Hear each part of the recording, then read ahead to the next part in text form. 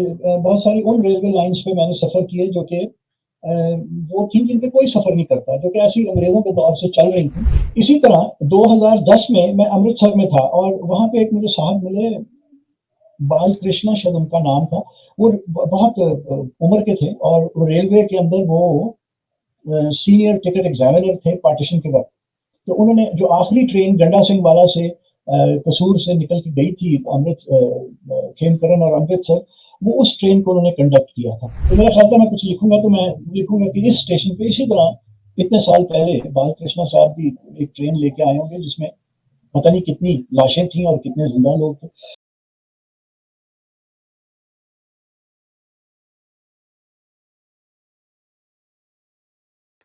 नमस्कार, मेरा नाम है सुशील सिंह और आप देख रहे हैं इक्वलेस।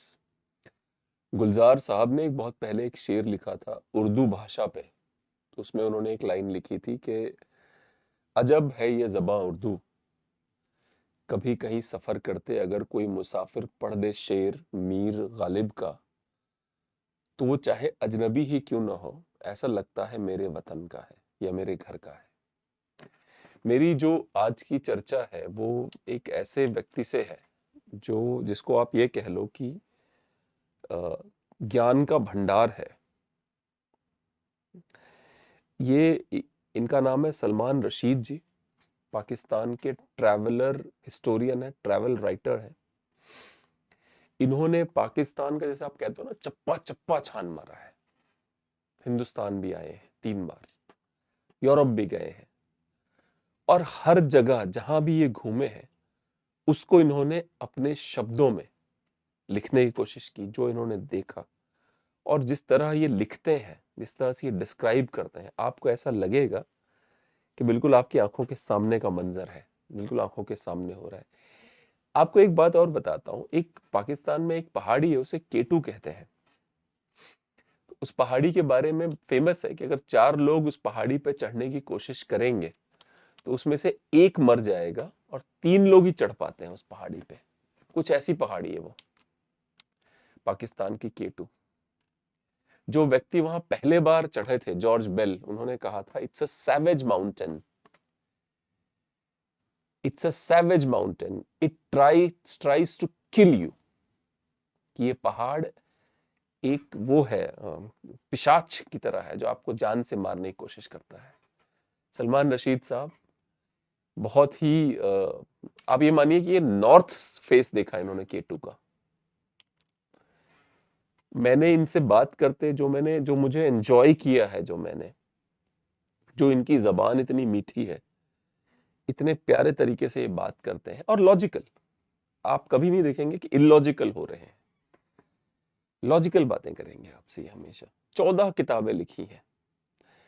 लेकिन मैं एक और छोटा सा अंतर देख रहा था कि जो इन्होंने पार्टीशन पे किताब लिखी है, शायद वो भारत में बहुत खरीदी गई, क्योंकि उस किताब के ऊपर इन्हें अमेजोन पे 315 रिव्यूज है और इनको 4.5 स्टार मिले उस किताब पे। बाकी किताबें हैं पर रिव्यूज नहीं है बहुत ज्यादा उन पे। किताबों के नाम इतने ब्यूटीफुल लिखे, the apricot road to Yarkand. एक किताब का इनके नाम है झेलम, सिटी ऑफ विटास्ता। इनकी किताबों के नाम इतने खूबसूरत है। From land Kotli to Wagah, cultural heritage along the grand trunk road, GT road. उसमें शेर शाह सूरी के बारे में बताते हैं, फरीद खान। जियारत, ग्वादर, सॉन्ग ऑफ द सी। तो एक जो कहते हैं ना कि एक खूबसूरत, मुझे इनसे बात करके, मुझे personally I really had so much fun talking to him. It was awesome experience. और इतनी मीठी जबान है, इतने प्यार से बात करते हैं। मैंने बहुत सारे लोगों का इंटरव्यू लिया, बट मुझे शायद मैं ये डिस्क्राइब कर सकता हूं कि इनसे जो मेरी बातचीत हुई, ऐसा लगता है जैसे हमारे परिवार का कोई व्यक्ति हो। It was such a beautiful conversation. इनका यूट्यूब चैनल है, उसका नाम है एक मुसाफिर की दुनिया। आप लोग जरूर इसको सब्सक्राइब करें, इनके यूट्यूब चैनल को। और ट्विटर पे भी उपलब्ध है और बहुत ही शानदार प्रतिभा के धनी व्यक्ति है। आइए आप देखिए, आप बताइए कमेंट करके कि आपको कैसा लगा हमारा ये इंटरव्यू। सर, ये कर्टसीज अच्छी है, चलती रहे, क्योंकि कुछ सवाल हो सकता है मैं टफ पूछूं, तो इसलिए शुरुआत में ही आपसे माफी मांग लेता हूं मैं। अच्छा। मैं एपॉलिटिकल सा आदमी हूँ, पॉलिटिक्स की मुझे कोई इतनी समझ नहीं है। नहीं सर, जो जिस विषय पे आपने लिखा है उससे अलग नहीं हटूंगा, मैं ये प्रॉमिस कर चलिए, सकता हूँ। चलिए। सर, आप हिंदुस्तान आए थे एक बार, तो आप अपने जो पुराना वाला जो घर था उस पे आप गए थे। एक जी। बार अगर आप उसको थोड़ा बता पाते, क्योंकि मैं पढ़ के मैं थोड़ा सा ना, मैं वो आपका आर्टिकल पढ़ रहा था मैं, और उस आर्टिकल ने मुझे हल्का सा इमोशनल कर दिया कि मतलब एक आदमी जो अपने पूर्वजों का घर देखने आया था, अगर उसको डिस्क्राइब कर पाए सर। घर को, या वो जो एक्सपीरियंस था उधर पूरा जाने का? एक्सपीरियंस सर, वो पूरा एक्सपीरियंस। अ, देखिए, वो एक्सपीरियंस तो बहुत ही अजीब था। अगर आप इमोशनल हो गए तो वो बड़ी बात है। हमारे पास एक तस्वीर थी, वो मेरे यहाँ अभी भी मैंने रखी हुई है, जो कि मेरी अम्मी के एक कज़न थे, हम उन्हें मामू हक कहा करते थे। वो मेरे दादा के घर में ही पले थे। तो वो कहीं 1985 में वहाँ गए और वो एक तस्वीर खींच के लाए थे घर की। और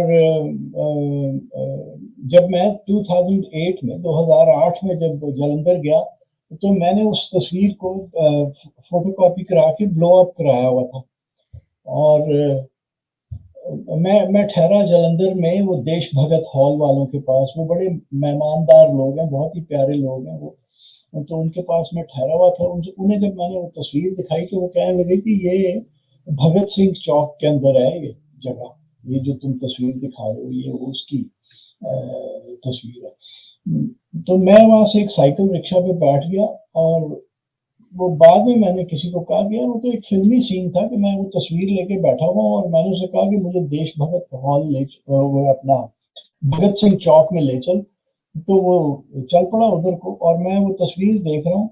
और फिर वो सामने मैंने घर देख लिया, कोई 50 40-50 गज उरे ही अभी हम थे। तो मैंने घर देख लिया, मैंने उसे कहा मुझे यहीं छोड़ दो। और फिर वो यही था कि शायद मेरे माँ बाप मेरे दादा, मेरे चचा, वो इसी रास्ते से यूं चल के आते होंगे घर की तरफ को। तो मैं उधर उस घर को आया, और मैं सीधा घर में नहीं गया। मैं घर परली सड़क के परली तरफ था। मैं उरली तरफ घर की तरफ देखता हुआ यूं गया एक बार, और फिर मैं वापस आया। और पता नहीं मैं कैसे देख रहा था, क्योंकि जब मैं यहाँ एक दुकान थी, ये बॉटल्ड गैस नहीं होती जी जो जी। हम किचन में इस्तेमाल करते हैं, उसका वो सिलेंडर एजेंसी गैस। थी, सिलेंडर गैस। जी जी। तो कैलाश सहगल साहब हैं वो, जिनकी वो बिजनेस है। जब मैं चूंकि मैं जानना चाह रहा था कि क्या हुआ था पार्टीशन में हमारे उन लोगों के साथ जो कि पहुंचे ही नहीं पाकिस्तान। तो मैं बाद में कैलाश सहगल साहब को भी आके मिला। तो जब मैं पहली बार उन्हें मिला ना, तो मुझे हम पंजाबी बोलते हैं, तो मुझे कहते हैं, मैंने बताया कि जी वो मेरे दादा का घर है। तो फौरन कहते अच्छा तुसी डॉक्टर बदरदीन के पोते हो। मेरे दादा का नाम पता था, हालांकि कैलाश सहगल साहब भी पार्टीशन के 2 साल बाद शायद पैदा हुए थे। 48 या 49 उनकी पैदाइश थी, मुझसे 2-3 साल बड़े थे, हैं बल्कि अभी हैं। तो तो कहते हैं कि जिस तरह से आप इधर से एक बार गुजर के गए और घर को देख रहे थे और फिर वापस आए घर की तरफ देख रहे थे, तो मुझे कुछ हुआ कि या तो कोई संबंध है इस घर के साथ, और या फिर आप आर्किटेक्ट हैं, कि आप घर के आर्किटेक्चर के ऊपर वॉर कर रहे हैं। तो वो बड़ी बात थी। और वो उसके बाद फिर मैं घर में तो फिर भी मैं नहीं गया। मैं पहले वो घर के नीचे 2 दुकानें हैं, उन साहबान से मिला। एक हार्डवेयर की दुकान है जो कि इकबाल सिंह चलाते हैं, नौजवान आदमी। मैं 2008 में जब मैं गया तो वो मेरे ख्याल 34-35 साल के थे। और साथ में एक और दुकान थी, जो कि ये नहीं होती हैं गैल्वेनाइज्ड आयरन, कि ये हमाम शमाम और पता नहीं कुछ इस किस्म की चीजें शायद बनाते थे। उनका नाम राम लुभाया गुलाटी था। वो जब मैंने उन्हें बताया ना कि जी ये आप मेरे दादा की दुकान घर के अंदर जो ये मेरे दादा की प्रॉपर्टी में है आपकी दुकान, तो फौरन कहते हैं ओए तू डॉक्टर बदरुद्दीन का पोता है। तो मैं बड़ा हैरान हुआ और मैं समझा कि शायद ये जलंधर के ही रहने वाले हैं क्यों। और उससे थोड़ी देर पहले उन्होंने मुझे कहा था कि जी वो तो हम तो डस्का ये अपना हमारे यहाँ गुजरांवाले और सियालकोट के बीच डस्का है एक आबादी है। तो वहां से वो अब तो बड़ा सा शहर सा ही बन गया, वहां से वो गए हुए थे। तो मैंने कहा आप अभी तो कह रहे थे कि आप डस्का से आए फिर आप मेरे दादा को कैसे जानते हो। वो एक शख्स सा गुजरा कि क्या पता वो लोग जिंदा थे और बाद में कुछ हुआ हो। तो मुझे कहने लगे नहीं नहीं तेरे दादा का बड़ा नाम सी, तेरे दादा का बहुत नाम था। तो उसके बाद फिर मैं घर में गया और वो भी एक और ही एक्सपीरियंस था घर में घुसना। वो यूं के वो जो मैंने दरवाजा खटखटाया तो एक औरत आई मेरे से उम्र में 2-4 साल शायद छोटी होगी, यानी मैं उस 56 साल का था तो वो 52-53 साल की औरत थी। और जब मैंने उन्हें कहा ना कि जी ये मेरे दादा का घर है अगर आप इजाजत दें तो मैं अंदर आ जाऊं, तो बड़ी चमक के कहती हैं कि मैं उर्दू में बताता हूँ आपको, जी जी जी जी। तू तू अगर आ भी गया तो तुझे ये घर मिल तो नहीं जाएगा। ये और एक अर्बन हॉस्पिटल में जहाँ मेरे चचा काम करते थे वहां पे जो दफ्तर में वो जो कोई क्लास टाइप ही लोग बैठे हुए थे, उन्होंने कहा कि एक अनप्लेजेंट सी बात की। ये मैं इतनी बार इंडिया जा चुका हूँ, ये दो सिर्फ मेरे साथ अनप्लेजेंट बातें हुई, बाकी तो हर एक ने हाथों हाथ ही लिया हमें।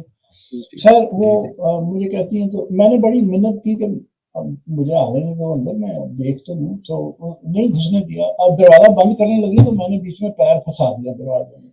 फिर मैंने बड़ी मिन्नत की तो मुझे अंदर बुला लिया और कॉन्स्टेंटली कि चल निकल, हमने बस भी कार तू तो उतने ही चढ़ गया, मैं छत पे चला गया ना, चला गया, ये है वो है, बहुत देर वो करती थी।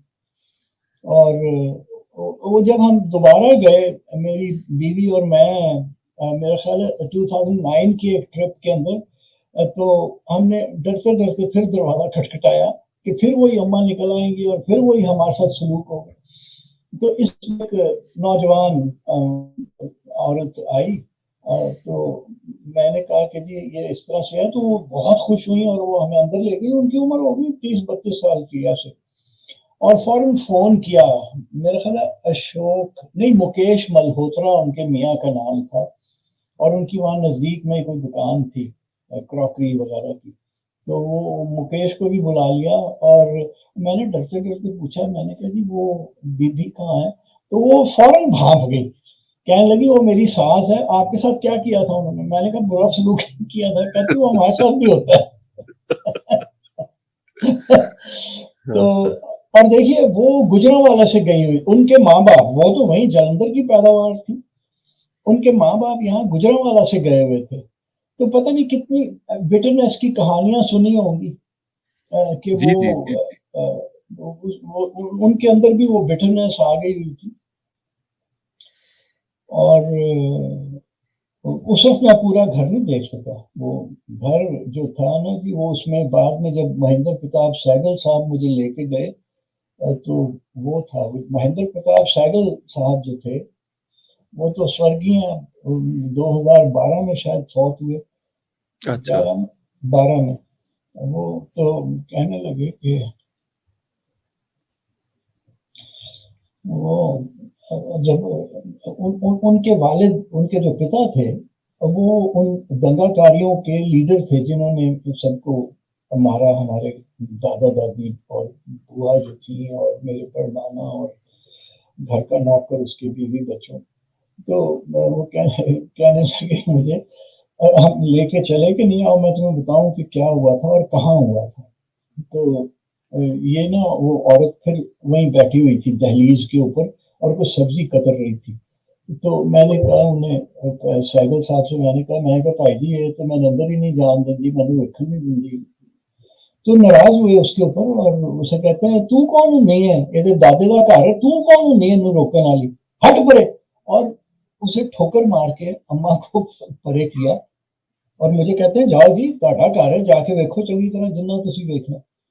तो वो मैं आपको वैसे एक बात बताऊं सुशील, बंदा जब इस तरह की सिचुएशन में होता है ना, तो एक समहाउ आप अपने आप से डिटैच हो चुके होते हैं, आप अपने आप को दूर से देख रहे होते हैं। ये मेरे साथ तो ये एक्सपीरियंस था। मुझे ऐसे लग रहा था कि मैं खुद नहीं हूँ मैं, बल्कि अपने आप को ये सब कुछ करते हुए एक डिटैच्ड पोजीशन से देख रहा हूँ। और वो जो बातें भी जो सुनी मैंने महेंद्र प्रताप सहगल साहब की, वो भी वो ऐसे ही था कि जैसे कोई रिकॉर्डिंग और अगर मैंने अपनी रिकॉर्डिंग डिवाइस ना निकाल के आगे कर ली होती तो बहुत सारी बातें जो मुझसे गुम जानी थी, मुझे बस निकल जानी थी मेरे दिमाग से। तो आपकी बातें सुन के मुझे ऐसा लग रहा है जैसे कि कोई फिल्म देख रहा था मैं, तो उसमें क्या होता है कि वो जो किलर होता है उसके परिवार का, एक लड़की होती है उसके परिवार का किलर जो होता है, वो आउट ऑफ गिल्ट उस लड़की का बहुत ध्यान रखता है। पर लड़की जब बड़ी हो जाती है तो उसको पता चलता है कि इसी की वजह से मैं अनाथ हूं और जो मेरा ध्यान रखा जा रहा है, तो बड़ी डाइकोटमी हो जाती है कि मुझे गुस्सा होना है, कि मुझे प्यार से बात करनी है, कि मुझे क्या करना है। तो ये जो पार्टीशन के लोग जब मिलते हैं एक दूसरे से, तो हमेशा इस तरह की सिचुएशन बनती है कि करना क्या है, मतलब क्योंकि जब मैं सुनता हूँ पार्टीशन की कहानियां, तो उसके बाद जब मैं दूसरी कहानी सुनता हूँ, कई लोग बोलते हैं असीता एक्को है जी, तो मैं समझ नहीं पाता कि अगर हम एक ही थे, एक ही हैं, तो ये जरूरत क्यों पड़ी इसकी। है तो हम एक ही और थे भी एक ही हमेशा से।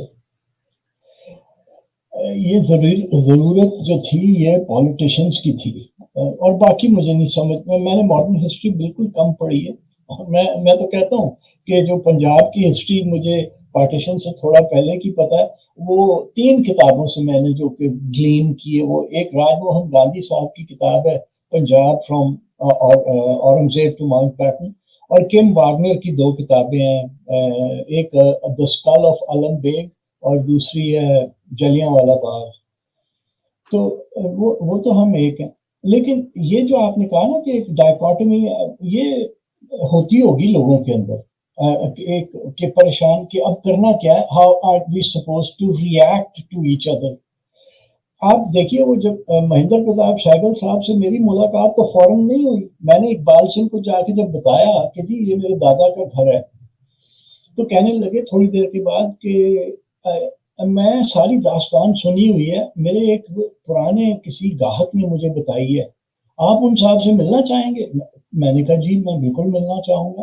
और ये पहला ही दिन था मेरा जलंधर में। तो वो खैर वो कि अच्छा कौन था भला वो, ये वो करते करते कभी मुझे एक घर में ले जाएं, बड़े बड़े लोगों से मुझे मिलाएं, फिर दूसरी जगह। और मैं खुद भी इधर उधर घूमता फिरता रहा, जिसका पता चले कि जी यहाँ पे कोई फलां है जो कि 80s में है या लेट 70s में है, तो मैं ढूंढ मिलने चला जाता था उन्हें। तो अब वो तो सेकंड लास्ट डे मैं अपने गांव गया हुआ था उगी, वहां मुझे इकबाल सिंह का फोन आया कि जी मुझे याद आ गया और वो भी आपसे मिलना चाहते हैं। ये बड़ी अजीब बात थी कि वो भी आपसे मिलना चाहते हैं।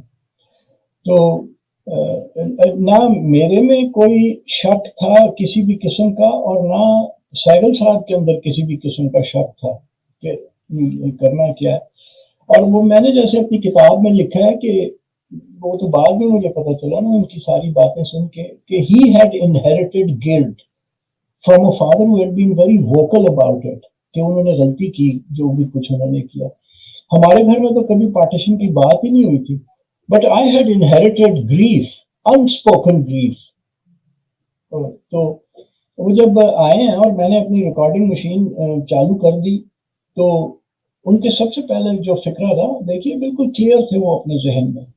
वो कहते हैं देखो जी सब तो पहले तो मैं ਤੁਹਾਡੇ ਕੋਲੋਂ बड़ी माफी मंगना चाहना वा, कि सारा कीता है मेरे प्यो दा सी। ये बहुत बड़ी बात है। और अगर अगर कोई आपको ये कह दे ना, तो फिर कुछ रहता नहीं है। फिर आपको कोई शक नहीं रहता कि आपका क्या रिएक्शन होना चाहिए। वो तो उनके पिता तो 1974 में फौत हो गए। अगर हो सकता है कि वो जिंदा होते और वो भी मुझे ऐसे ही कहते कि जी सबसे पहले मैं माफी मांगना चाहता हूँ, ये सब किया हुआ मेरा है, तो शायद वहां पे भी मतलब मेरा रिएक्शन ऐसा ही होता जैसा कि इनके साथ था। ये तो, और मैं शाहिद साहब को मैं क्या दोष देता कि वो 13 साल के एक बच्चे थे पार्टीशन के वक्त, तो कि उनके पिता ने कुछ किया तो मैं उन्हें कहता कि जी वो ये इसका जो है दोष आपके ऊपर भी आता है, उनके ऊपर तो कोई नहीं था। तो हम दोनों में एक क्लैरिटी थी कि हमें किस तरह से एक दूसरे के साथ ताल्लुक रखना है। आपने मुझे फिर इमोशनल कर दिया। चलिए कुछ और पूछता हूँ मैं आपसे। ये जो दुश्मनियां होती हैं, जो लोग दुश्मनियां निभाते हैं, वो तभी निभती हैं जब आसपास रहते हैं। जब क्लैरिटी आ जाती है कि एक पाकिस्तान है और एक हिंदुस्तान है, तो वो दुश्मनी गायब हो जाती है, क्योंकि अब क्या है, अब वो दुश्मनी निभाने के लिए मिलेगा नहीं बंदा मुझे। हाँ, ये वो वाली बात है ये कि बिल्कुल सही। हाँ हाँ, कि वो दरअसल जैसे लॉन्ग डिस्टेंस लव नहीं चलते, वैसे लॉन्ग डिस्टेंस हेट्रेड भी नहीं चलता। वो देखिए, लोगों के बीच लॉन्ग डिस्टेंस हेट्रेड बिल्कुल नहीं है। लोगों के हाँ, बीच कोई ऐसी बात नहीं है। कोई इधर से पता चलता है कि कोई इंडिया से है। हम बाहर यूरोप में अगर कभी हमें कोई मिल जाए तो वो बिल्कुल हम लोग एक ही होते हैं। जी जी इंडिया जाते हैं तो बड़ी हमारा स्वागत किया जाता है, और वहां से आपकी तरफ से कोई आ जाए तो वो भी यहाँ से वो अच्छी फीलिंग्स ही लेके जाते हैं। जी जी। लेकिन ये जो है ना, जो लॉन्ग डिस्टेंस हेट्रेड है, ये सरकारी है।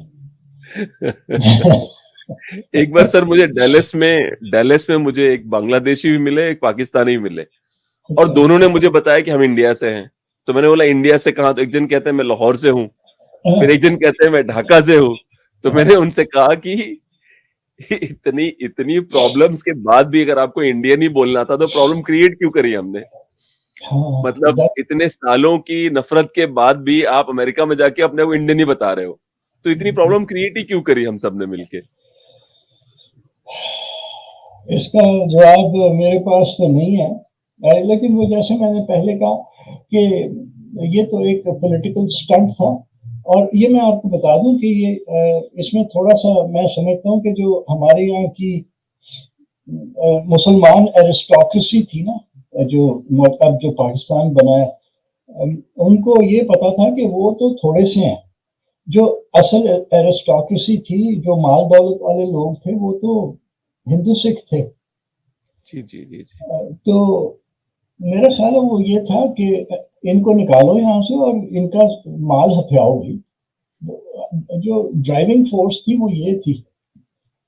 मैं आपको बताऊं, एक सरदार मंगल सिंह थे गुजरांवाला के पास, पता नहीं 600 एकड़ उनकी जमीन थी, कुछ इस किस्म की। उनका जो घर है वो हवेली स्टाइल नहीं है, वो यूरोपियन स्टाइल मैंशन है। अच्छा और जी। वो उसकी जो सराउंडिंग दीवार है वो कुछ 4-5 एकड़ के ऊपर फैली हुई दीवार है। और आप यकीन कीजिए कि वो घर के अंदर जो यहाँ से रेफ्यूजीज गए और जिन्होंने वहां से उसके ऊपर कब्जा किया, वो घर के कमरों में दीवारें बना के मोहल्ले बनाए हुए, घर के अंदर मोहल्ले बना लिए हैं। तो लूट मार का सारा सीन था। मैं सर एक किताब पढ़ रहा था, प्रोफेसर इश्तियाक अहमद है पाकिस्तान के ही, जी। तो उन्होंने पंजाब के ऊपर एक किताब लिखी है। तो उस किताब में उनकी एक लाइन मुझे हमेशा याद रहती है। वो लिखते हैं कि माल का ज्यादा नुकसान हुआ हिंदू और सिखों का, और जान का ज्यादा नुकसान हुआ मुसलमानों का। जी। तो वो जो बोलते बताते हैं ये बात, तो उससे ये जो अभी आप कह रहे हैं इस बात को अप्रूवल मिलता है कि प्रॉपर्टीज लोग शायद पीछे बहुत बहुत बहुत सारे छोड़ आए थे। प्रॉपर्टीज थी ही हिंदू सिखों की। ये शालमी लाहौर का जो इलाका है, ये सिख जो थे साहूकार लोग बड़े, उनकी प्रॉपर्टीज थी। और कितने मुसलमान थे जी, सिवाय ये कोई गुरमानी, कोई दौलताना, कोई ये खान, कोई वो खान, जिनके पास प्रॉपर्टीज थी। बाकी तो सारे हमारी तरह, जिसे हम पंजाबी में हमातड़ कहते हैं, वो लोग थे हम लोग। उधर भी जलंधर में हमारी कौन सी बड़ी बड़ी प्रॉपर्टीज थी। मेरे दादा का घर तो एक कनाल का भी नहीं है, 19 मरले का मकान है। जैसे मेरे मेरे जो दादाजी थे, परदादा मतलब पिताजी के दादाजी, जी वो जमींदार हैं। मतलब वो तो खैर हमारे उत्तर प्रदेश में जौनपुर में हमारी हवेली है। अच्छा। तो मैं एग्जैक्टली समझ रहा हूँ कि क्योंकि वो हवेलियां जब बनती हैं तो उसमें आसपास रखी जाती है बहुत सारी जमीन, तो आई अंडरस्टैंड कि आप क्या कह रहे हैं हम्म, सर। और एक और सवाल है, पार्टीशन से ही रिलेटेड है कि जब जब पार्टीशन ये पूरा हो गया, ठीक है, या पार्टीशन थोड़ा पहले चलते हैं, ठीक है, हाँ, जब आपके लिए मैं क्वेश्चंस प्रिपेयर कर रहा था तो मैंने आपका कंटेंट देखा हुआ था, जो आपका कंटेंट है, जो जिस तरह की आपकी किताबें हैं, जिस तरह की आपकी बातें हैं, तो मेरे मन में आया कि ये सवाल आपसे अच्छा कोई जवाब नहीं दे सकता कि पाकिस्तान की गाड़ियों के पीछे अल पाकिस्तान क्यों लिखा होता है। इसके ऊपर मैं लिख लिख के ट्विटर के ऊपर फजूल की बातें करके, बड़ी अजीब अजीब, पता नहीं किस तरह से जाके ये गवर्नमेंट ने खत्म कराया, अब भी है। ये हमारा आइडेंटिटी क्राइसिस है। ये देखिए, जब हम मुसलमान हो गए ना, तो हम तो मानने को तैयार ही नहीं थे कि हम यहाँ के ही बासी हैं और हम अभी मुसलमान हुए। और जब मुसलमान होते ही हमने एक अलाप शुरू कर दिया कि हम तो अरब से आए हुए थे इन्वेडिंग आर्मीज के साथ, क्योंकि, और ये बाद में ये खैर मुसलमान होते ही नहीं। ये जब 8वीं सदी में जी जब जी। अरब आए हैं तो उस वक्त नहीं हुआ होगा। ये बाद में जब टर्क्स आए हैं ना, तो टर्क्स का जो ये जो महमूद गजनवी और ये सब डाकू टाइप लोग थे, ये शहाबुद्दीन गौरी, ये लोग जब आए, इनका जो कन्वर्शन का तरीका था वो बड़ा ह्यूमिलिएटिंग था। मतलब एक तो ये जो जजिया लिया करते थे, आप ये इनकी किताबें पढ़ लें, मेरे पास यहाँ पे पढ़ी हुई हैं, आप किताबें पढ़ लीजिए। वो क्या, उसमें वो रॉयल इडिक्ट है कि आप मसलन तारीख फिरोज शाही की बात कर लें या तारीख मुबारक शाही, दोनों में वो लिखा है कि जी आप जो जजिया लेने देने आएगा, वो ऐसे करके तुम्हारे हाथ में जजिया नहीं डालेगा, वो ऐसे लेके आएगा और तुमने ऊपर से नोच लेना है जो भी वो उसके पास है, और फिर उसके मुंह में या तो थूक देना जजिया देने वाले के, और या नीचे से कोई कचरा उठा के उसके मुंह में डालना। अब आप, तो यहाँ तो धर्म भ्रष्ट होने का हर वक्त ही रहता था दंगा शोर। हमारे पास एक हमारे घर में एक होता था, नौकर तो नहीं आप कह सकते, वो he was part of the family, वहां से ही लुट फुट के आया था और अकेला आया था। तो वो हर वक्त यही कहता रहता था, इसने वो पानी का छींट डाल दी, मेरा धर्म भ्रष्ट हो गया, और फिर नहाने घुस जाया करता था। तो यहाँ तो ये हमेशा था। अब आप एक बंदे को, वो या तो राजपूत है, या अगर आम भी बंदा है, वैश भी है बेचारा, तो आप उसको जब आप मुंह में थूक रहे हैं तो वो कहेगा यार ये क्या मुसीबत है। और अगर आप एक ब्राह्मण के साथ ये सलूक कर रहे हैं, तो वो तो 2-4 दफा होगा, वो कहेगा यार लानत भेजो सनातन धर्म पे, मैं ये नया धर्म आ गया, मैं इसी में चला जाता हूँ, ये तो इस मुसीबत से तो जान छूटे। तो वो जो फिर था ना, फिर उसमें आई बात कि हम जो है यहाँ तो हमारे साथ ये हम जो ये सलूक हुआ ही नहीं, हम तो आए ही अरब से थे। ये तब की 10वीं 11वीं सदी के अंदर ये बात बननी शुरू हुई होगी कि जी हम वहां से आए। और वो आते आते जब पाकिस्तान बना तो वो तो इतनी पक्की हो चुकी थी कि हमारे यहाँ तो कोई मुसलमान है ही नहीं जो कहता हो कि जी हम यहाँ के रहने वाले हैं।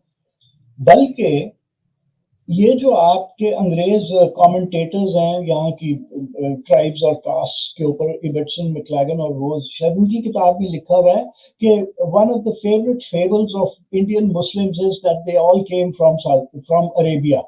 with the invading armies। तो ये हमारा बड़ा फेवरेट फेबल है मुसलमानों का, और लोग बड़े पक्के हैं इसमें अभी भी। अगर आप उन्हें कहें ना कि आप अपना डीएनए टेस्ट करा लें, आपको पता चल जाएगा आप साउथ एशियन हैं हमारी तरह, बाकियों की तरह। लोग अब शर्मो शर्मी डीएनए कराने से कतरा रहे हैं, वो करवाते ही नहीं है। जिन्होंने करवाया सारे, वो जो मांग पीछे अभी कह रहे थे कि जी हम अरब से आए हुए हैं, और अब सारे के सारे पता चलता है कि वो यहीं के रहने वाले थे। सर, प्रोफेसर इश्तियाक अहमद अभी 2 दिन पहले हमारे स्टूडियो में ही आए थे, क्योंकि इंडिया घूम रहे आजकल वो, तो हमने उनको बुलाया था। तो यहीं बगल में जहां मैं बैठा हूं, उसके बगल में बैठे थे वो भी। तो उन्होंने भी अपना डीएनए टेस्ट करवाया, कह रहे 93% मैं एशियन हूँ, 7% जो है वो शायद कहीं मिडिल ईस्ट का डीएनए है। तो मैंने उनसे तो नहीं पूछा, और मैं आपसे पूछता हूँ कि मैं इंडियन राजपूत हूँ, ठीक है, मैंने आज तक कभी नहीं सोचा अपना डीएनए टेस्ट करवाने का। तो ये डीएनए टेस्ट करवाने का ये पाकिस्तानियों के मन में ही क्यों आता है कि डीएनए टेस्ट करवा लेते हैं चलो? क्योंकि कई लोग मुझ सुन चुका, मैं डीएनए टेस्ट करवाया, डीएनए टेस्ट करवाया, डीएनए टेस्ट करवाया। ये एक तो जो हम लोग जो हैं, हमारी जो सब कास्ट है, हम अराई हैं, और इश्तियाक भी अराई है बाय द वे। जी हाँ, अराई है वो, हाँ। तो ये इनको तो, इन्होंने तो बड़ी कहानी बनाई हुई है। मेरे पास एक किताब यहाँ पीछे मैंने कचरे में फेंकी हुई है, क्योंकि उसके ऊपर मैंने काफी लुग़वियात, उस बंदे की तस्वीर है, उसके ऊपर मैंने मुंह के ऊपर उसके काफी लानत मलामत वाले कलमात लिख दिए हुए। वो पक्का है कि जी हम तो अरब से आए हुए हैं। अच्छा, और कोई हिस्टोरिकल एविडेंस नहीं, कोई ओरिजिनल सोर्स नहीं है कि जिससे पता चले कि ये है। एक साला बाप इन्होंने इजाद कर लिया अपना, जिसका नाम सलीम अल राई बताते हैं। और वो मैं इनसे पूछता हूँ कि जी वो किसको तार आई थी कि वो सलीम अल राई नाम का कोई आदमी है, क्योंकि किसी भी हिस्ट्री के अंदर उसका जिक्र नहीं है। और दो ही हिस्ट्रीज हैं जो जरा वो हैं रिलायबल, यानी वो चचनामा है और एक फतूहुल बलदान है। जी जी। तो उन कहीं सलीम अल राई का जिक्र नहीं है, पता नहीं किस वक्त इन्होंने ये इजाद कर लिया। एक्चुअली चूंकि ये पक्का मानते हैं, तो फिर वो प्रूव करने के लिए कि हाँ जी हम तो 100% ओरिजिनल मुसलमान हैं जो अरब से आए थे, तो ये अपने डीएनए कराते हैं। और एक था बेवकूफ आदमी, अभी भी है यहाँ पे, वो हर वक्त वो यही कि नहीं और आई था वो भी कि हम तो वहीं से आए हैं, अरब से, ये है वो है। एक दिन उसने अपना डीएनए करा लिया, और मुझे कैसे पता चला कि एक हम शादी में थे, तो किसी एक मेरा और दोस्त, वो भी चूंकि वो अराइयों की शादी थी, तो वो भी सारे हम एक ही थे, तो वो मुझे कहता है कि वो नाम नहीं मैं उसका लूंगा, कहीं सुन नहीं ना रहा हो, कहता है वो आया हुआ है और वो आपको देख के भाग गया है कि अगर, क्योंकि उसे पता है कि आपने सुन लिया है कि उसने डीएनए कराया है और 98% साउथ एशियन निकला इंडियन। तो वो अब कह रहा है कि यार इसने तो मेरी गर्दन पे पैर रख के ना अब मेरी जान निकाल देनी है, कि साले तू बड़ा फुदक के कहता था कि तू वहां से आया हुआ है, तो अब क्या। तो ये सैयदों का भी मैंने देखा, कुछ सैयदों ने अपना डीएनए कराया, तो वो पता चला वो भी 98-97% साउथ एशियन है। ऐसे सब, ये सब ड्रामेबाजी है, सब झूठ है।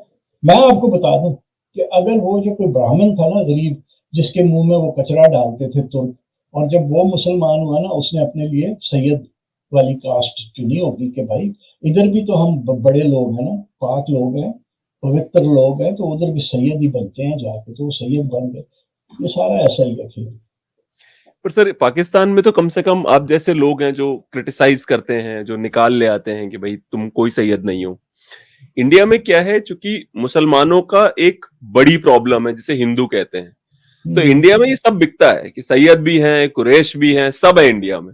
क्योंकि इंडिया में बड़ी प्रॉब्लम कुछ और है ना, तो छोटी प्रॉब्लम में डिस्कशन नहीं होती, कि सैयद की डिस्कशन नहीं होती कि अरे नहीं है हर कोई सैयद है, क्योंकि इंडिया में तो जरूरत ही नहीं डीएनए कराने का, क्योंकि बड़ा प्रॉब्लम कुछ और है। ये बिल्कुल सही है। ये मतलब मेरी समझ में आई है आपकी बात की पूरी वो, और ये इसी तरह रहेगा आपके वहाँ। वो वहां से जो सारे आए हुए हैं, जो कराची में हैं, जिसको देखो सैयद, परवेज मुशर्रफ भी सैयद, फलाना भी सैयद। और भाई इतने सैयद तो अरब में नहीं होंगे जितने यहाँ पे पैदा हो गए हैं, पता नहीं किधर से आके पैदा हो गए यहाँ और पे। अरब वालों को शायद पता है, तो अरब वाले वैसे ही ट्रीट करते हैं।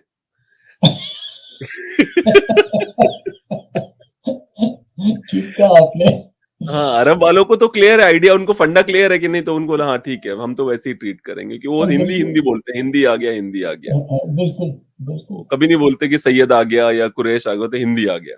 हिंदी आ गया, तो हम सब हिंदी हैं, जो सर मर्जी हम एक बात कह मुझे लें। और बताइए सर, ये तक्षशिला यूनिवर्सिटी है, हमारे महर्षि चाणक्य थे।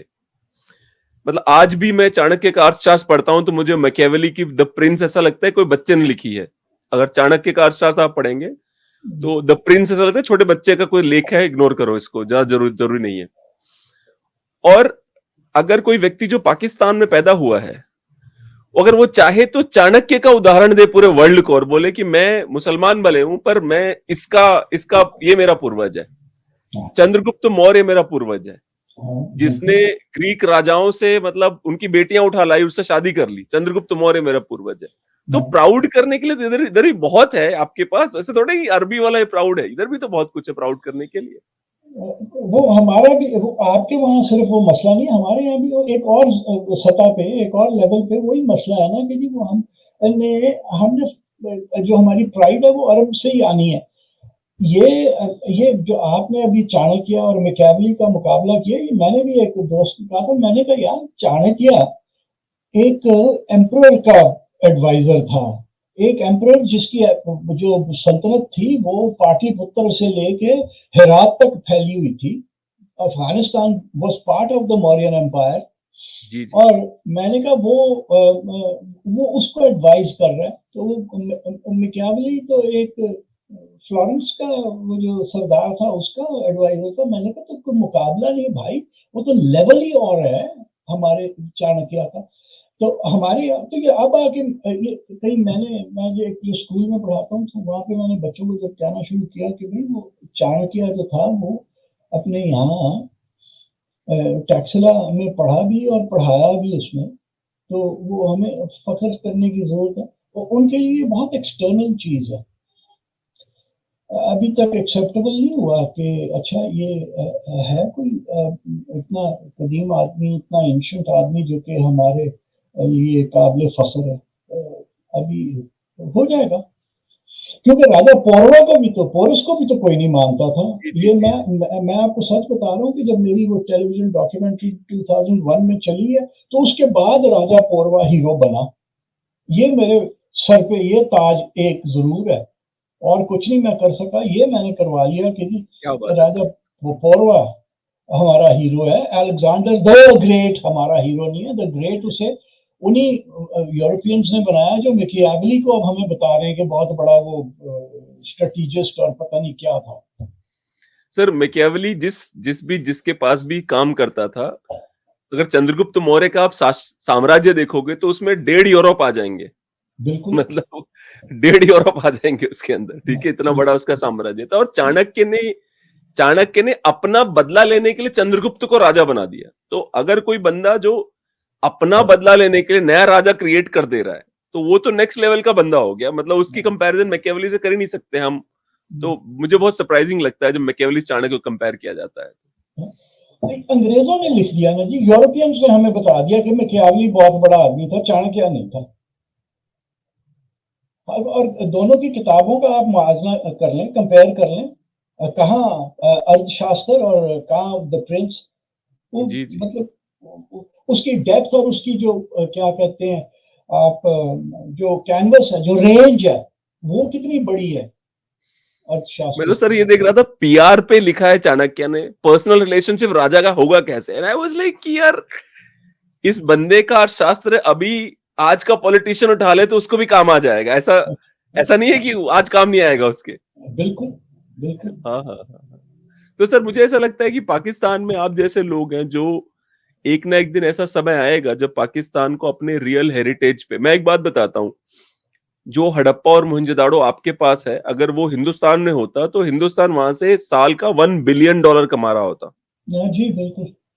$1 बिलियन कमा रहा होता उसी हड़प्पा मोहनजोदाड़ो से। मैं आपको यकीन दिलाता हूँ, क्योंकि इतना इतना स्ट्रेटेजी बनाई जाती है उसके आसपास कि कैसे विदेशी टूरिस्ट को लाया जाएगा, कैसे होटल्स बनेंगे, और वो पूरी एक इंडस्ट्री डेवलप कर देते। जी। लेकिन वह बहुत बुरे हाल, मतलब उसको ध्यान तो रखा जाता है, मैंने देखा है कि उसका ध्यान, साफ सफाई भी है उसके आसपास, हाँ, बट उसका वो यूज नहीं करते जो यूज करना चाहिए उनको। वो शायद वो वही आइडेंटिटी क्राइसिस से ही जुड़ा हुआ है वो भी। वो आइडेंटिटी क्राइसिस ही है, और फिर एक्सेप्ट नहीं करना। अब ये मेरा एक दोस्त अभी कहीं पिछले साल वहां पे गया तो मुझे कहता है कि यार अगर तू वहां पे होता ना, तूने तो पागल हो जाना था। कहता है कि एक बुड्ढा अपने पोते पोतियों को लाया हुआ था और उन्हें कह रहा है इबरत हासिल करो, इससे सबक देखो, ये अब खुदा का कहर इसके ऊपर नाजिल हो गया, ये शहर गर्क कर दिया अल्लाह ने, ये गुनाहगार लोग थे। यानी ये कहाँ से उठ के आ जाते हैं ये जाहिल लोग जो कि ये बता रहे हैं, और मतलब आने वाली नई नस्ल जो कि उर्दू स्कूलों में पढ़ रही है या गवर्नमेंट स्कूलों में पढ़ रही है जहाँ पे कोई एक्सेस नहीं है टू रियल एजुकेशन, उनको ये बताया, बुढ़े जो हैं वो बता रहे हैं कि जी ये तो इसलिए गर्क हो गए थे शहर के, ये बुरे लोग थे। अब उनकी तरह जो जो सैनिटेशन है आज तक, उसके बाद वो सैनिटेशन हिंदुस्तान में भी नहीं मिला कहीं पे। देख लीजिए आप। जो सैनिटेशन उनका था उसके बाद हिंदुस्तान में भी नहीं मिला। पता नहीं कहां से उन्होंने वो आइडिया निकाले सैनिटेशन के, कि अभी तक नहीं हो पा रहा, अभी तक नहीं कॉपी कर पा रहे हम लोग। कितना डेवलप हो गए तब भी नहीं कॉपी हो रहा वो सैनिटेशन। बिल्कुल। सर एक और एक सवाल ये है कि जो जो आप कह रहे थे कि किस तरह से जजिया लिया जाता था हिंदुओं से, किस तरह से उनके ऊपर खाक डाली जाती थी या उन पे थूक दिया जाता था, तो और ये प्रश्न एडवांस में बता रहा हूं थोड़ा सा, ये ना ये पॉलिटिकल है प्रश्न। तो आपको नहीं लगता कि जिन लोगों को, जैसे मैं हूं और एक मेरे साथ में, मैं सुशील सिंह हूं और एक रमेश सिंह है। अब रमेश सिंह और सुशील सिंह दोनों के साथ ये बिहेवियर हो रहा है, लेकिन सुशील सिंह वो बर्दाश्त कर रहा है और रमेश सिंह मुसलमान हो गया, सैयद बन गया वो, ठीक है। अब सुशील सिंह को पता भी नहीं है कि मैं फ्यूचर में कभी हिंदुओं का कुछ होगा कि नहीं होगा, कुछ नहीं पता, लेकिन वो अपने धर्म को मानने के लिए अपनी बहन का इज्जत लुटते भी देखा है, अपनी माँ को घर से उठते हुए देखा है उसने, बाप का कत्ल होते हुए देखा है, लेकिन वो हिंदू बना रहा, वो बदला नहीं। तो अगर आज हिंदुस्तान में हिंदूज उभर के बाहर आ रहे हैं और कह रहे हैं कि ये जो हिस्सा है अभी जो करंट हिंदुस्तान है वो हमारा है, तो इसमें किसी को प्रॉब्लम क्यों होनी चाहिए? ये रिवॉर्ड नहीं है उनका इतना सहने के बाद का, इतना बर्दाश्त करने के बाद का? रिवॉर्ड नहीं मिलना चाहिए उनको? रिवॉर्ड पता नहीं उन्हें कैसे मिलना चाहिए, क्योंकि देखिए अब जो लोग, जो रमेश सिंह के बाप दादा जो मुसलमान हो गए रमेश सिंह, तो ये उन्हीं की औलादे हैं जो वहां पे अब रह रही हैं। कसूर तो उनका भी नहीं है। वो अगर उन्होंने धर्म छोड़ दिया तो अब पता नहीं कितना प्रेशर था जी धर्म छोड़ने के लिए। तो मेरा ख्याल है रिवॉर्ड थोड़ा सा गलत है अगर ये इस तरह से रिवॉर्ड किया जाए, क्योंकि ये एक अब अटल सच है। ये तो हो गया है, वो चाहे जैसे भी हुआ है। अब हमें एक दूसरे के साथ इसके अंदर ही रहना है।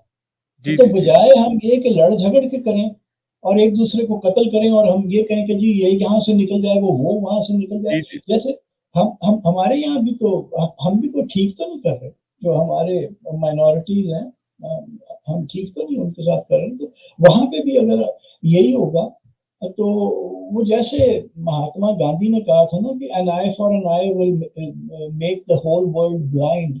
अगर हम नफरत का जवाब नफरत से ही देते रहेंगे तो फिर वो बेअंत है, वो चलता रहेगा जी, काम जी। और कभी सुधरेगा नहीं। मैं किसी से बात कर रहा था, तो मैं थोड़ा स्टैंड अप कॉमेडियन भी हूं, तो मैं कॉमेडी भी करता हूं। तो किसी से मैं बात कर रहा था तो मैंने कहा कि गांधी जी की ये बात सच नहीं है, क्योंकि आखिरी आदमी की एक आंख बच जाएगी। हाँ, ये है। तो ठीक वो है अब आखिरी, अगर हम नफरत करते रहे तो हिंदुस्तान में आखिरी पता नहीं कौन बचेगा। पाकिस्तान में सर हिंदुस्तान की क्या इमेज है? जो अभी राइट विंग की सरकार पावर में आई है, पाकिस्तान में क्या इमेज है हिंदुस्तान की? अभी मतलब तो आपकी नजरों में क्या है? तो चलिए पाकिस्तान का तो अलग ही बात, आपकी नजरों में क्या है इमेज? मुझे तो दुख होता है, सीधी सी जो बात है, मतलब मुझे हम्म। बहुत दुख है, क्योंकि मैं इतनी बार हिंदुस्तान गया हूँ। 2008 में पहली बार, 9 में 3 बार, 10 में 3 बार, फिर 2014 में एक पंचगानी में कॉन्फ्रेंस थी वहां पे। तो हमें तो हमने तो ये कुछ नहीं देखा था, जैसे अब पता चला कि जी कोई गाय लेके, बेचारा व्यापारी गाय लेके जा रहा है, उसको मार दिया। वो अगर मुसलमान निकला कि ये घर जाके इसने गाय मार देनी है, या ये जिस किस्म की नफरत है और ये जिस किस्म की बातें हो रही हैं कि सारे मुसलमान यहाँ से निकल जाए, मुझे तो शदीद दुख होता है जी। लेकिन जो हमारे आम आदमी है ना, और मेरा ख्याल है उसको कुछ पता नहीं है कि क्या है और वो किस तरह से देख रहा है। पर सर आप, जिस जैसे मैं इस देश में रहता हूँ और मैं थोड़ा राइट विंग लीनिंग भी हूँ, आपको बता देता हूँ मैं एडवांस में, थोड़ा राइट विंग लीनिंग भी हूँ। मतलब जी ऐसा, इसका मतलब ये नहीं कि मुझे नरेंद्र मोदी जी के अंदर कमियां नहीं नजर आती। मैंने बड़ी बार बताया है कि बहुत सारे इश्यूज हैं सरकार के अंदर, क्योंकि जब आप ब्लाइंडली किसी को फॉलो करते हैं तो देश गर्त में चला जाता है, चाहे वो कोई भी क्यों ना हो। तो लेकिन मुझे सर ये जो इमेज बनाई जाती है पाकिस्तान में, मुझे उतना बुरा हाल नजर नहीं आता इंडिया में। जैसे कि मैं आपको उदाहरण देता हूँ, अभी एक हमारे यहाँ पे हल्द्वानी नाम का एक शहर है, ठीक है? तो वहां पे जब न्यूज बाहर आई, तो न्यूज तो कह रही थी कि हल्द्वानी में पुलिस वालों ने जाके कोई मदरसा तोड़ने की कोशिश करी जी और मदरसे से लोग बाहर आए और पुलिस वालों को पीटना शुरू किया। लेकिन जब हल्द्वानी में ही रहने वाले जो मेरे मुसलमान दोस्त हैं, उन्होंने मुझे फोन किया, तो यकीन मानिए बहुत ईमानदारी से उन्होंने बताया कि यार पुलिस वालों ने तो खाली आके बातचीत हो रही थी, बुलडोजर लेके आए थे वो, लेकिन हमारी तरफ से पहले से ही बड़े लोगों ने तैयारियां कर रखी थी, पत्थर वत्थर इकट्ठा करके कि आएंगे तो बताएंगे इनको हम। और जिन मुसलमानों ने उन पुलिस वालों को, क्योंकि क्या है कि बहुत पतली गलियां हैं तो ऊपर से पत्थर पड़ रहे थे, तो जिन मुसलमानों ने पुलिस वालों को अपने घर में जगह दी बचाने के लिए, जब वो पुलिस वाले वहां से निकल के आए तो बाकी मुसलमान जाके उनको पीटा कि तुमने जगह क्यों दी इनको बचने के लिए। वाह। ठीक है ना? तो मैं ये कहता हूं कि यहां से जो इंफॉर्मेशन पाकिस्तान जाती है और जो यहाँ पे वेरिफिकेशन, जैसे कि आप बात कर रहे हो जो लिंचिंग की, कि किसी के पास गाय का जो गाय पकड़ी गई, या जैसे अखलाक नाम का एक, हमारे जहां पे मैं हूँ, नोएडा में हूं मैं, तो यहाँ से 40 किलोमीटर दूर है ग्रेटर नोएडा, जहां पे अखलाक जी का मर्डर कर दिया गया था कि उनके फ्रिज में गाय मिली थी। जी ठीक है ना? लेकिन सर मुसलमानों मॉब के द्वारा हिंदुओं के मर्डर होते हैं और वो हाँ बहुत ही रेगुलर फिनोमेना है। ऐसा नहीं है कि वो अभी हो रहा है, कल हो रहा है, मतलब बहुत ही रेगुलर फिनोमेना है। आप तो इंडिया में जो राइट विंग है वो इसलिए जीत जाता है, उसके बाद दो दो बहुत बड़े मुद्दे हैं। एक तो वो ये कहता है पूरे समाज को कि हमें बेवकूफ बनाया गया, हिंदुओं को, कि सेक्युलरिज्म का हमें वो चूरन खिला के हमें बेवकूफ बनाया गया हिंदुओं को, और हर सारे हक दूसरों को दे दिए गए। और दूसरा वो ये कहता है कि जो मुसलमान है उसको उसके सारे हकूक मिले हैं, तभी वो दंगा करने की हिम्मत रखता है। नहीं मिलेंगे तो जैसे पाकिस्तान में कोई हिंदू दंगा नहीं करता, ये भी दंगा नहीं करेगा, क्योंकि डर के रहेगा फिर अपने घर में। तो हक मिला है तभी वो दंगा कर रहा है। तो इस पे आपका क्या कहना है, जो ये लॉजिक है? शायद ठीक ही होगी, क्योंकि वाकई हमारे तो जो हिंदू हैं, मैं थरपारकर वगैरह सिंध में बहुत घूमता फिरता हूँ और मेरी बहुत सारी दोस्ती हैं वहाँ पे, जो हिंदू लोग हैं उनके साथ। वो तो दंगा तो दूर की बात है, वो तो बिल्कुल कल्चरली, मतलब धर्म उन्होंने अपना रखा हुआ, लेकिन कल्चरली वो आउटवर्डली वो मुसलमान ही लगते हैं। अगर वो कहीं बाहर फिर रहे होते हैं तो वो अस्सलाम वालेकुम, वालेकुम अस्सलाम बिल्कुल हमारी तरह करते हैं। बल्कि जब मैं मिलता हूँ तो जब मुझे कहते हैं तो मैं नमस्कार कहता हूँ, और सलाम का जवाब देकर मैं नमस्कार भी कहता हूँ। तो ये शायद आपकी बात सही हो कि ये इन्हें राइट्स मिले, जो कि वो पीछे से चलते चले आ रहे थे ना। नेहरू बहुत जी जी जी जी। लिबरल आदमी थे, तो शायद उस वजह से ये लोग ऐसे हो गए। ये तो फिर देखिए, अगर राइट्स मिले थे तो फिर बंदा बन के भी तो इंसान रह सकता है ना, इंसान बन के भी रह सकते थे। मतलब दंगा करने का क्या था? और ये वो खैर उन्हें ये पता होगा कि यार पाकिस्तान में तो आप जहां मर्जी, जिसकी मर्जी जमीन पे कब्जा करके आप मस्जिद बना लें तो कोई ढहा नहीं सकता। तो शायद वो कहते हो कि यहाँ पे भी फिर वही होना चाहिए, जो कि गलत बात है, जो कि इस्लाम की उसमें भी कानून के अंदर भी गलत बात है कि आप कब्जे की जमीन या जहां झगड़ा है वहां पे आपकी नमाज कबूल नहीं होती उस जमीन पे अगर आपने मस्जिद बनाई हुई है। तो पता नहीं सर मुझे ये भी समझ में नहीं आता कि जैसे हिंदू धर्म ही है, हिंदू धर्म के अंदर भी ना सर इतना ज्यादा कंफ्यूजन है। अगर आप देखोगे कि सेम सेम चीजों का इंटरप्रिटेशन कोई कुछ और कर देता है, कोई कुछ और कर देता है, कोई कुछ और कर देता है। मुझे ऐसा लगता है कि यही प्रॉब्लम इस्लाम के साथ भी है शायद, कि बार बार इंटरप्रिटेशन अलग अलग करते रहते हैं लोग, तो उसका मतलब अलग अलग निकलता रहता है। क्योंकि अगर आप देखोगे कि मस्जिद अगर नहीं होनी चाहिए झगड़े की जमीन पे, खुद से अर्न की हुई जमीन पे होनी चाहिए, तो अब टर्की में इतना बड़ा वो जो ईस्टर्न ऑर्थोडॉक्सी का इतना बड़ा चर्च था, उसको भले ही उसके पैसे दिए गए थे, पर सवाल यह है कि अगर आप ऑटोमन एम्परर हैं तो क्या सामने वाले के पास ऑप्शन है कि मना करने का? भले ही मैं पैसा ले रहा हूं। ये तो वही वाली बात है कि हिंदुस्तान में कोई जाके कहे मुस्लिम से कि यार आप ना ज्ञानवापी के पैसे ले लो, या आप बाबरी मॉस्क के पैसे ले लो और ये दे दो मुझे, ठीक है? तो ये वही वाली बात है, अगर आप पावर में नहीं है तो आप पैसा देके भी नहीं देगा कोई आपको, कि आप लड़ाई शुरू कर देगा वहां पे। तो ये सवाल है कि इसको आपको लगता है मिसरिप्रेजेंट करते रहते हैं लोग अपनी मर्जी से। हाँ, ये बिल्कुल वो हाया सोफिया का आप कह रहे हैं ना, जिसको जी जी जी। मस्जिद बना लिया वो अपना और कितने पैसे दिए मैंने कहीं ढूंढने की कोशिश की थी, मुझे नहीं पता चला कि वो अप्रोप्रिएट थे वो पैसे। वो सुल्तान को, आपकी वाली बात, तो सुल्तान को मना किसने करना था? सही बात है। तो वो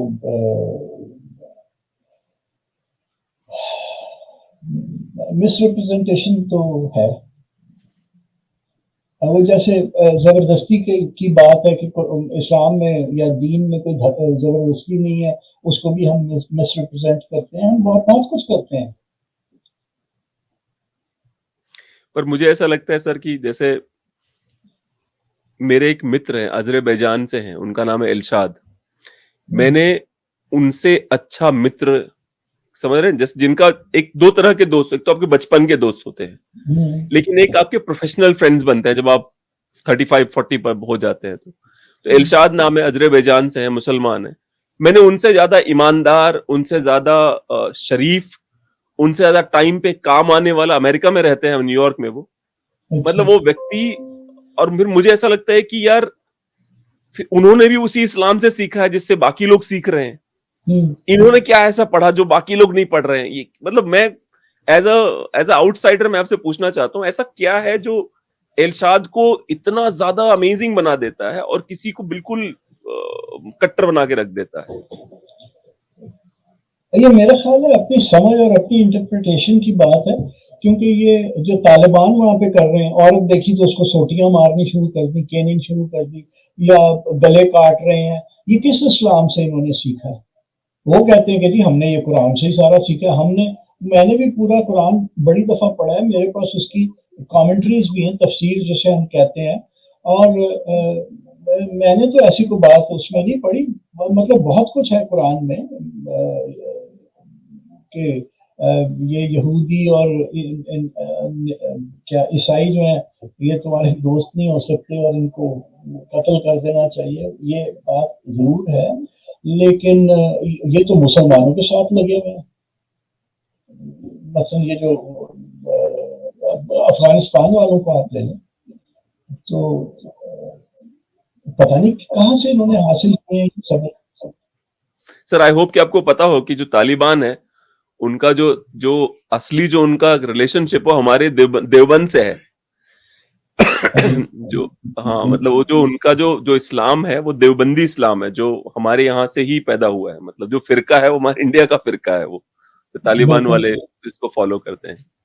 जी। मैं अवैस इकबाल है सर आपके यहाँ पे एक, उनको सुन रहा था, तो वो उन्होंने बहुत अच्छा शेर लिखा था कि जो बुद्ध की प्रतिमा को तोप लगा के उड़ा देते हैं, उनको बाबरी पे रोने का हक नहीं है। मैं इसके ऊपर क्या कह सकता हूँ, कुछ नहीं। ठीक है सर, आपके ट्रैवल पे चलते हैं, छोड़िए, ठीक है, आपके ट्रैवल पे डिस्कशन करते हैं। आपके ट्रैवल पे सर, आपके ट्रैवल में सबसे इंटरेस्टिंग ट्रैवल कहाँ का रहा आपका? मेरे हर हर जो मेरा सफर था वो बहुत इंटरेस्टिंग रहा हमेशा। जहाँ पे भी मैं गया, वो खा देश के अंदर, पाकिस्तान में, या विदेश में, यूरोप में, इंडिया तो देश ही लगता था, क्योंकि वही बोली। आप बागा से पार होते हैं तो वो तो बिल्कुल ऐसी है जैसे आप अपने यहाँ ही घूम रहे हैं, उसी तरह की भूमि है, वही खेत खलियान है। सिर्फ वहां पे वो लड़कियां स्कूटर पे फिरती थी 2008 में, अब तो खैर पाकिस्तान में भी स्कूटर पे फिर रही हैं। मेरा सबसे दिलचस्प इंटरेस्टिंग सफर, हाँ, वो बहुत साल पुराने थे, जब मैं रेलवे, बहुत सारी उन रेलवे लाइंस पे मैंने सफर किए जो कि वो थी जिन पे कोई सफर नहीं करता, जो कि ऐसी अंग्रेजों के दौर से चल रही थी। और वो उनका ये था कि वो बंद भी हो गई। मैं 1986-87 की बात कर रहा हूँ। वो नैरो गेज और मीटर गेज की लाइंस थी, जी, जी। वो उस वक्त की वो फिर बंद भी हो गई। तो वो जो मेरे सफर थे वो बड़े इंटरेस्टिंग थे, क्योंकि वो पाकिस्तान मैंने पहले नहीं देखा था। मतलब लोग अपने माल जानवर भेड़ बकरी के साथ भी सफर कर रहे हैं, और शादी ब्याह भी उसी में, बारात भी जा रही है, और वो इस किस्म की दास्तानें जो थी वो मजेदार थी। फिल्म थी और पूरी। सर जो आपसे पूछते थे कि योर आइडेंटिटी, वो तो बहुत बड़ी बीमारी है वो हमारे यहाँ। और आइडेंटिटी नहीं, प्रूव योर अनडनटी, अच्छा जी। अनडनटी, हाँ, अनडनटी होता है वो एक बहुत बड़ी बीमारी यूं है कि पैरानॉइड है हम। और मैं आपको एक मिसाल दूं सुशील, के हम इतने पैरानॉइड हैं कि जैसे बहुत साल पहले, 2011 की बात है, मैं रेलवे के ऊपर एक काम कर रहा था, और मैंने एक कैलेंडर डायरी बननी थी, टेबल डायरी। उसके अंदर रेलवे की हिस्ट्री थी, रेलवे की तस्वीरें थी, तो मैं लाहौर रेलवे स्टेशन की तस्वीरें भी मुझे चाहिए थी। और मुझे पता था कि वो जैसे ही मैं वहाँ कैमरा निकालूंगा पुलिस आ जाएगी, मुझे मना कर देगी, नहीं कर सकूंगा। तो अब रेलवे के अंदर यार दोस्त हैं सीनियर, तो मैं उन्हें कह के गया, उन्होंने स्टेशन सुपरिटेंडेंट को फोन कर दिया, वो वहां से मेरे साथ उन्होंने आदमी कर दिया, और जैसे ही मैंने अपना कैमरा लगाया, कहीं से दो रेलवे पुलिस वाले, वैसे सारे सोए रहते हैं, वो पता नहीं दो रेलवे पुलिसमैन आ गए। तो फिर उसने उन्हें कहा कि नहीं भाई, ये सरकारी काम कर रहा है। अब तो खैर वो चले गए। इसी तरह 2010 में मैं अमृतसर में था, और वहां पे एक मुझे साहब मिले, बाल कृष्णा शायद उनका नाम था। वो बहुत उम्र के थे, और रेलवे के अंदर वो सीनियर टिकट एग्जामिनर थे पार्टीशन के वक्त। तो उन्होंने जो आखिरी ट्रेन गंडा सिंह वाला से कसूर से निकल के गई थी, खेमकरन और अमृतसर, वो उस ट्रेन को उन्होंने कंडक्ट किया था। तो उनसे मैंने काफी सारी बातें सुनी। तो मैंने, हमारा दोस्त है रमेश यादव वहां पे अमृतसर में, मैंने उसे कहा कि यार वो मुझे ले चलो स्टेशन पे, मैंने फोटो खींचना है। और जबकि ट्रेन आ रही होगी, तो मेरा ख्याल था मैं कुछ लिखूंगा, तो मैं लिखूंगा कि इस स्टेशन पे इसी तरह इतने साल पहले बाल कृष्णा साहब भी एक ट्रेन लेके आए होंगे, जिसमें पता नहीं कितनी लाशें थी और कितने जिंदा लोग थे। खैर वो मैंने लिखा ही नहीं कभी, लेकिन वो मेरी किताब में शायद उनका जिक्र है, मेरी उनकी गुफ्तगू का। बहरहाल वो हम पहुंचे तो ट्रेन तो आ रही थी, वहां दो पुलिस वैन खड़े थे, सिख। तो रमेश मुझे कहता चल तस्वीर खींच। मैंने कहा यार पुलिस खड़ी है, पकड़ लेंगे मुझे। कहता पागल है, क्यों पकड़ लेंगे। और फिर उन्हें पुलिस वालों को आवाज दी, ओ भाइया सिपाहिया इधर देख। वो जनाब उन्होंने पेट निकाले हुए, वो टाइट होकर खड़े हो गए। मुझे कहता चल खींच ले तस्वीर। हमारे यहाँ अगर आप स्टेशन पे या आप माल पे जाके जीपीओ के सामने या कहीं खड़े होके आप जरा कैमरा निकाल के दिखा दें मुझे, वो फौरन आ जाएगा।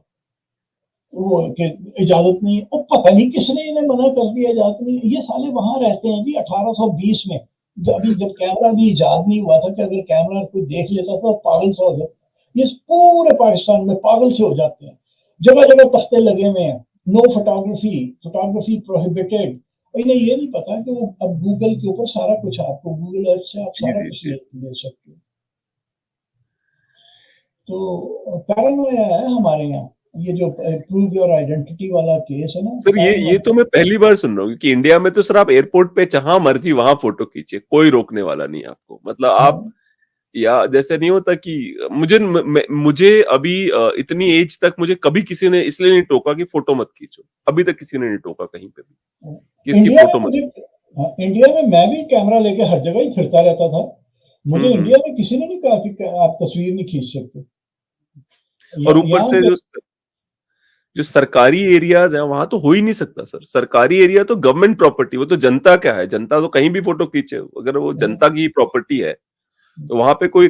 पर मुझे ऐसा लगता है सर आपके यहाँ से फ्यूडलिज्म खत्म नहीं हो पाया, शायद वो यहाँ पे जीता है, सबके दिमाग में जीता है वो, कि मतलब जो अधिकारी बन जाता है, वैसे थोड़ा बहुत इंडिया में भी है ये, पर इंडिया में अगर कैमरा लेके आप आईपीएस ऑफिसर को भी सुना सकते हैं कैमरे के आगे, मतलब आप बड़े से बड़े अधिकारी को, मिनिस्टर को भी आप अगर आप गालियां देना चाहते हैं, बाद में क्या होगा वो बाद में देखा जाएगा, लेकिन आप कैमरा ऑन करके आप गाली देके निकल जाएंगे आराम से, ऐसी बड़ी बात नहीं है। पर मुझे लगता है पाकिस्तान में फ्यूडलिज्म अभी भी जिंदा है। यानी वो हम हर कोई फ्यूडल है हमारे यहाँ। वो गरीब से गरीब आदमी भी जो है ना, आप जरा पूछ लें किसी, ऐसे ही कोई हमाकड़ सा जा रहा है सड़क पे, आप उससे जरा पूछने के पाए ना, एक तस्वीर उतार लो, तो वो फौरन अकड़ जाएगा कि नहीं उतारनी।